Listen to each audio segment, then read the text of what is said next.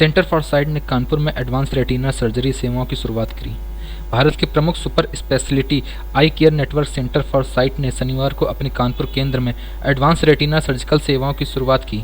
इस पहल से वर्ल्ड क्लास स्टैंडर्ड पर आधारित रेटिना देखभाल अब कानपुर में और आसपास के मरीजों के लिए सुलभ हो गई है, जो नेत्र चिकित्सा में सेंटर फॉर साइट की उत्कृष्टता और भरोसे को और भी मजबूत बनाती है।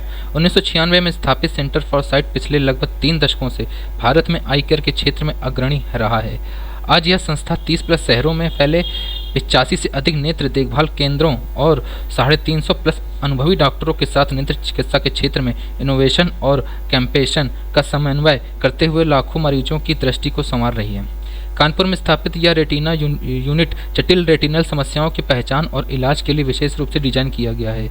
इसमें रेटिनल डिटैचमेंट, उम्र संबंधी मैक्यूलर रिजर्वेशन और प्रीमेच्योर शिशुओं में रेटिनापैथी जैसे रोगों के इलाज हेतु नवीनतम सर्जिकल तकनीकें उपलब्ध हैं, जिसमें VR assisted retinal surgery, silicon oil removal और स्क्वेलर फिक्स्ड इंट्राओक्यूलर लेंस प्रत्यारोपण जैसी प्रक्रियाएं शामिल हैं।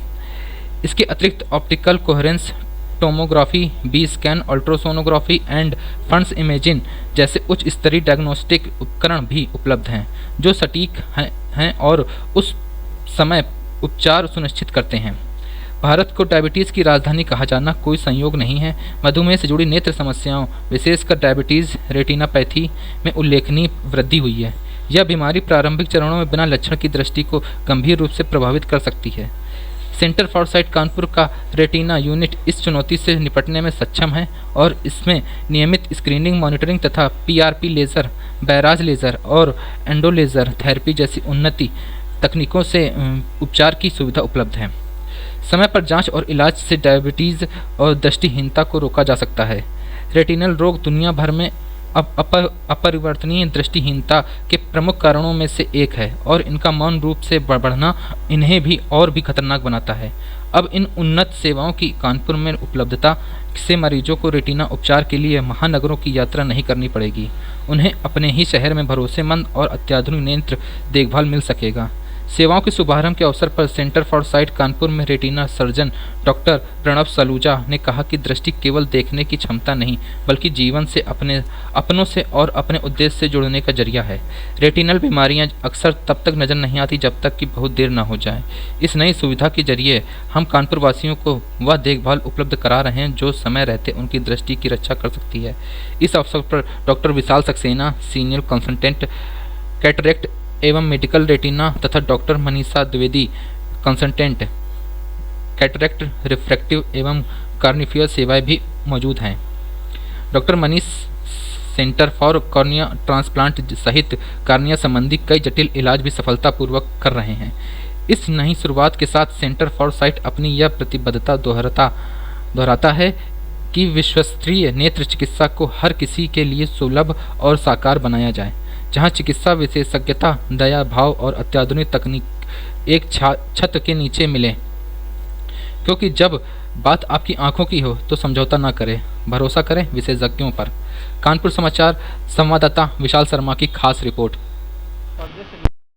रेटिना कहते हैं, उससे रिलेटेड सर्विसेज है। इससे पूरा ऑपरेशंस हो गए, पर्दे कई तरह के ऑपरेशंस होते हैं, तो उससे जो जितनी पर्दे की बीमारियां हैं उसको पूरा ठीक करने के लिए आज से पूरी सर्विसेज स्टार्ट की जा रही हैं। हमारे डॉक्टर प्रणव हैं, doctor Pranav Saluja, he is a retina specialist, वो इसको स्टार्ट कर रहे हैं। और आज से पूरे हॉस्पिटल एक ऐसा हॉस्पिटल है जिसमें आंखों की जितनी बीमारियां हैं मैक्सिमम उसका सबका इलाज यहीं पे होने शुरू हो गया है। सर, आंखों की क्या कारण होती है जो ये सब बीमारियां पैदा होती हैं? हाँ सर, देखो आँख बहुत छोटा स्ट्रक्चर है, लेकिन उसमें कई सारी चीज़ें होती हैं। उसकी हर चीज़ों का अलग अलग कारण होते हैं कि किस कारण से क्या दिक्कत होती है। यूजली खान पान हो गया, कंप्यूटर हमारा जो हम कंप्यूटर यूज़ कर रहे हैं, डिजिटल प्लेटफॉर्म ज़्यादा यूज़ कर रहे हैं, उसकी वजह से आंखों का रखरखाव प्रॉपर ना होना, उस वजह से कुछ और बीमारियां, सिस्टमिक बीमारियां हैं जिसकी वजह से आँख में प्रॉब्लम आना शुरू हो जाती है। इन सब कारणों से आंखों में दिक्कतें आती है और कभी कभी चोट लगना आंखों में, उस वजह से बहुत सारे कारण हैं आंखों की बीमारियों का। सर, डायबिटीज़ का क्या इसमें रोल है? डायबिटीज़ का बहुत बड़ा रोल है, क्योंकि डायबिटीज़ पूरे बॉडी को इफेक्ट करती है, जिसमें आँख भी एक हिस्सा होती है। तो आँख का हर पार्ट डायबिटीज़ से इफेक्ट होता है, खासतौर से पर्दा बहुत इफेक्ट होता है। अगर डायबिटीज़ प्रॉपर्ली कंट्रोल नहीं रही तो पर्दा बहुत जल्दी इफेक्ट होगा, जिससे आपकी रोशनी कम होने का खतरा रहता है और आपकी रोशनी जाने का भी खतरा रहता है। तो रेगुलर चेकअप कराते रहना हो, चाहे डायबिटिक पेशेंट हो या ना हो, चाहे आपको कोई दिक्कत हो या ना हो, इवन डायबिटीज़ में भी रिकमेंडेड ये कि हर 6 महीने पे एक बार आँख का चेकअप कराना जरूरी है, भले ही आपको कोई प्रॉब्लम हो या ना हो। खास तौर से बच्चों में भी जरूर चेकअप होना चाहिए, भले उनमें कोई प्रॉब्लम ना हो, क्योंकि बच्चे बहुत छोटे होते हैं, बता नहीं पाते हैं अपनी बीमारी के बारे में, अपनी दिक्कतों के बारे में। तो उनमें हर 3 साल के बाद में एक चेकअप मैंडेटरी है, जो कि हम लोग में ये अवेयरनेस नहीं रहती है कि हम चेकअप कराएं, क्योंकि बाद में जब दिक्कत ज़्यादा बढ़ जाती है, लेट हो जाता है, तब फिर वो बीमारी लग जाती है। तो बच्चों में चेकअप बहुत जरूरी है। फिर गर्मियों के बाद देखिए, सबसे पहले तो रखरखाव, जो जनरल रखरखाव है कि आपको साफ रखना, आपको बार बार छूना नहीं हाथ से, आँख में कुछ भी उल्टी सी चीज़ नहीं डालनी है, जैसे कुछ भी हुआ आपने कुछ भी डाल लिया।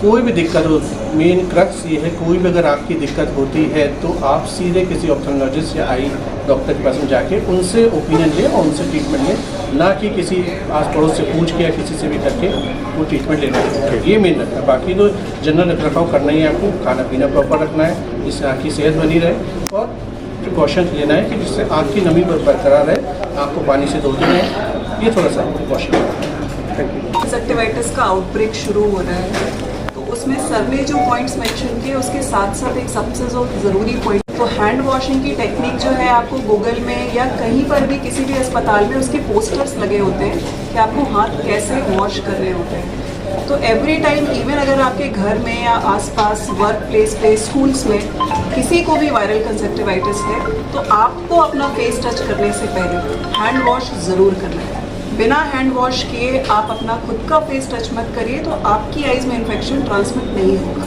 क्योंकि जो भी आँख की बीमारियाँ ये कंजक्टिवाइटिस रिलेटेड होती हैं वो आपके हैंड से ही स्प्रेड होती हैं। तो इस चीज़ का बेहद ध्यान, देखने से नहीं होती, जैसे आम वो कंसर्न की एक आँख को दूसरी आँख में देख लेंगे तो हो जाएगा, बिल्कुल नहीं, हाथ से फैलती है, उसकी सेक्रीशन से फैलती है। ठीक है।